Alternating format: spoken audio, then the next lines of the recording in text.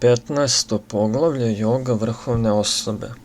Svevišnji božanska ličnost reče: Rečeno je da postoji neuništivi banjan čiji je koren okrenut prema gore, a grane prema dole i čiji su listovi vedske himne.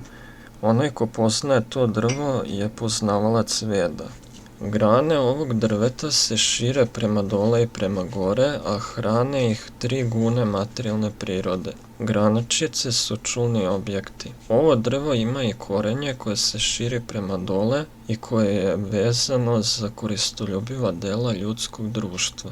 Pravi oblik ovog drveta se ne može opaziti u ovom svetu. Niko ne može shvatiti gde mu je kraj, gde počinje, ni gde mu je osnova. Ali to snažno ukorenjeno drvo se mora odlučno preseći odvojenošću. Nakon toga osoba mora potražiti mesto iz koga se jednom otišavši nikada više neće vratiti i tamo se mora predati svevišnjoj božanskoj ličnosti od koje je sve počelo i od koje se sve širi od pradavnih vremena. Oni koji su oslobođeni lažnog ugleda, iluzije i grešnog druženja, koji shvataju ono što je večno, koji su odbacili materijalnu požudu, koji su oslobođeni dvostranosti sreće i nesreće, koji nisu zbunjeni i koji znaju kako da se predaju vrhovnoj osobi, dostižu to večno carstvo. Moje vrhovno prebivalište ne osvetljavaju ni sunce, ni mesec, ni vatra, ni elektricitet.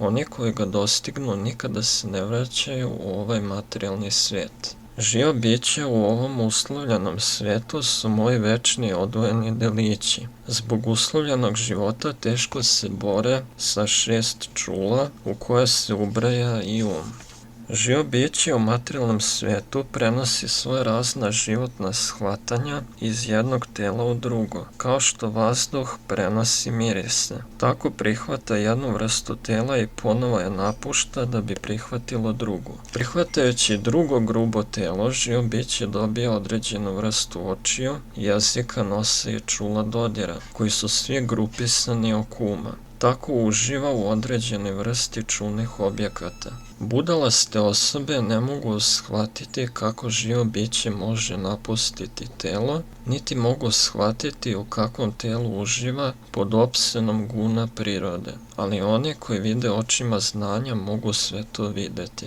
Transcendentalisti koji se trude i koji su utemeljeni u samospoznaji mogu sve to jasno videti, ali oni čiji umovi nisu razvijeni i koji nisu utemeljeni u samospoznaji ne mogu videti šta se dešava uprkos svom nastojanju.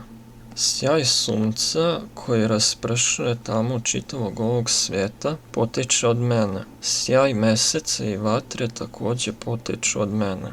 Ja ulazim u svaku planetu i zahvaljujući moje energije one ostaju u orbiti. Ja postajem mesec i tako svim biljkama dajem sok života.